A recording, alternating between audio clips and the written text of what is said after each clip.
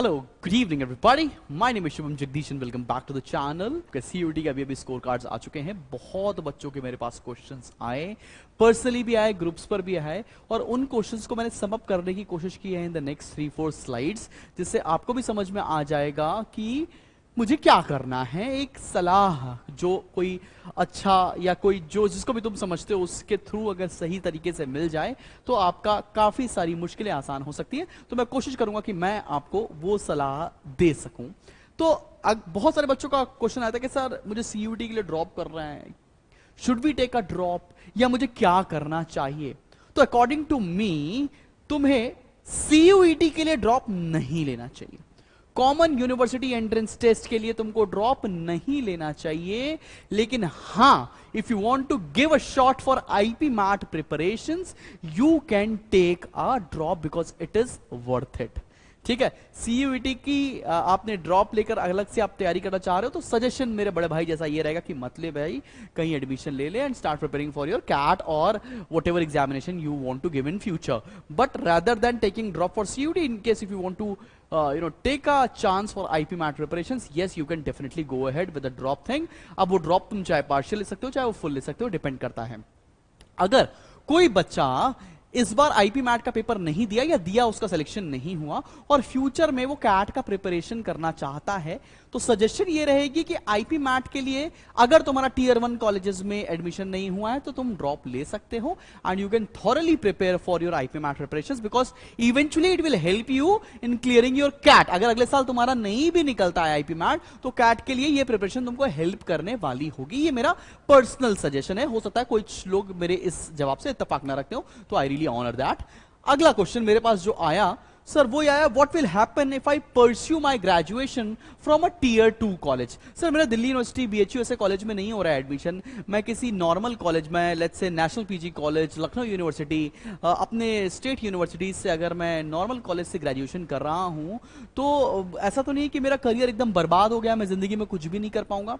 मेरे भाई दो चीजें हैं, पहली बात अगर तुम स्टेट यूनिवर्सिटीज या कोई लोकल या नॉर्मल कॉलेज से अपना ग्रेजुएशन कर रहे हो, हाँ भाई वो ग्रेजुएशन की वैल्यू है, लेकिन उसकी डिग्री के बेसिस पर तुमको नौकरी नहीं मिल रही होगी बिकॉज कॉलेज बहुत मैटर करता है। इसलिए तुम्हें क्या करना चाहिए, वो डिग्री के साथ साथ कुछ ऐसा चीजें कर लेनी चाहिए जो तुमको फॉर श्योर हेल्प कर रहा हो। मेरे हिसाब से सजेशन ये रहेगा, अगर आप टीयर 2 कॉलेज से पढ़ रहे हो जहां पर आप इतना रेगुलर कॉलेज नहीं जा रहे हो, तो कुछ चीजें साथ में सीख लीजिए। वो साथ में चीजें सीखने के लिए कुछ ऑप्शन बता रहा हूं, आपके लिए कुछ और भी हो सकता है। या तो सबसे पहली चीज, अगर आपको मैनेजमेंट में जाना है तो कैट की प्रिपरेशन करना चालू कर दीजिए अभी से, फर्स्ट ईयर से। अगला क्वेश्चन बच्चों का यही है। और अगला मेरा ये रहेगा, अगर आपको फाइनेंस या अकाउंटिंग में या इन्वेस्टमेंट में थोड़ा सा भी मन कर रहा है तो इसके ऊपर बहुत सारे NISM कोर्सेज होते हैं, इसके बारे में पढ़ना शुरू कर दीजिए। ये सर्टिफिकेशन होती है जो आपको हेल्प कर रही होगी in order to get a better job in banking sector. ठीक है ना, तो बैंकिंग इंश्योरेंस NISM के सर्टिफिकेशन कर सकते हैं आप। फॉरेन लैंग्वेज के ऊपर भी पढ़ाई करके सर्टिफिकेशन हासिल कर सकते हैं और साथ में कोई पार्ट टाइम जॉब ज्वाइन कर सकते हैं। अब पार्ट टाइम जॉब तुम्हें कहीं भी मिले, मे बी ये कॉल सेंटर पे मिले, मे बी किसी KPO में मिले, तुम नॉलेज प्रोसेस आउटसोर्सिंग में मिले, BPO में मिले, कहीं पर भी मिले, किसी तरह की भी जॉब मिले, तुमको ज्वाइन कर लेना चाहिए अलोंग विद योर ग्रेजुएशन। ये सबको नहीं करना, जो कैट की तरफ जा रहे हैं तुमको कैट की अभी से प्रिपरेशन करना शुरू कर देना चाहिए। जिनको बैंकिंग के सेक्टर में जाना है तुमको NISM सर्टिफिकेशन, इन सब के लिए 2-3 सालों में अच्छे कई सारे सर्टिफिकेशन तुम ले सकते हो।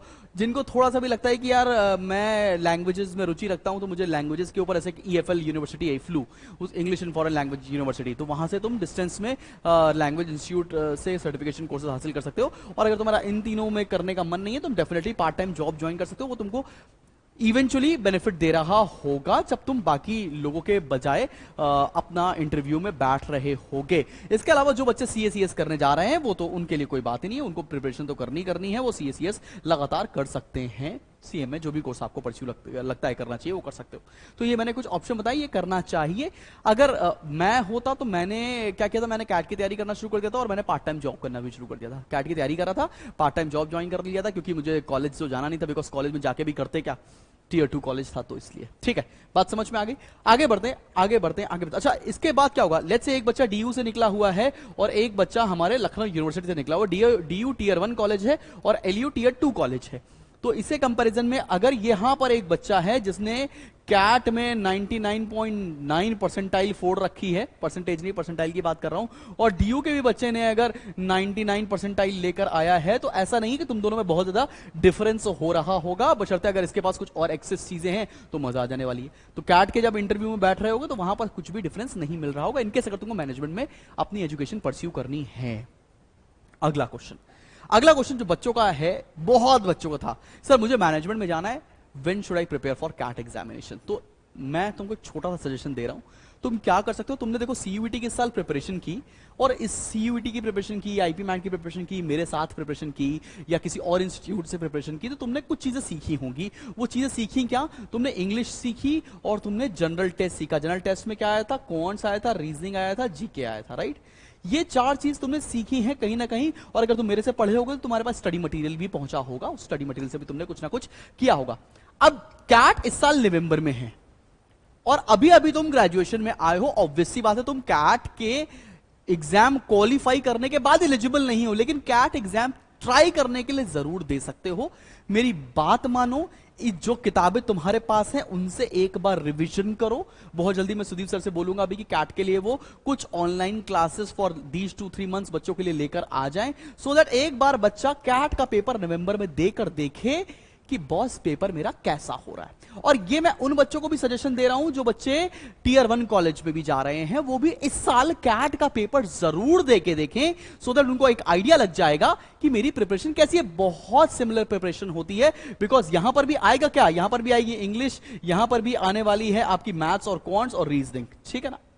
तो ये 3 सेक्शंस तो यहां भी पूछे जाने वाले हैं। तो ये एक पेपर नवंबर में होने वाला है, इस पेपर को देकर देखो कि तुम्हारी एक्चुअल में प्रिपरेशन में कितनी ज्यादा स्कोप है करने की। और अगर मान लो तुम्हारा पेपर बहुत अच्छा हो जाता है, 99 या 90 परसेंटाइल तुम स्कोर कर रहे हो अभी से, तो फॉर श्योर तुम्हें कैट की प्रिपरेशन में लग जाना है, और अगले 2 साल 2.5 साल के बाद तुम फोड़ देने वाले हो पेपर। इंडिया के सबसे टफेस्ट एग्जामिनेशन की बात करो when it comes to post graduation, ठीक है। तो यहां तक आई होप मैं तुम्हारे सारे क्वेश्चंस के जवाब दे दिए होंगे। इसके अलावा भी तुम्हें लग रहा है कि कोई और क्वेश्चंस हैं जो मुझे आपसे पूछने हैं ताकि आप एक वीडियो बना के बता दो, तो प्लीज कमेंट डाउन करो, कमेंट में लिखकर बताओ कि किस तरह की आपकी दुविधा है जिसको मैं दूर कर सकता हूं। और अगर लगता है कि मैं ठीक काम कर रहा हूं तो चैनल जरूर से जरूर सब्सक्राइब करें और अपने दोस्तों से जरूर शेयर करें, और जूनियर्स के साथ तो बिल्कुल शेयर करना ना भूलें। मिलते हैं बहुत जल्दी नेक्स्ट वीडियो के साथ। This is Shubham Jagdish, stay tuned to the channel. Bye bye.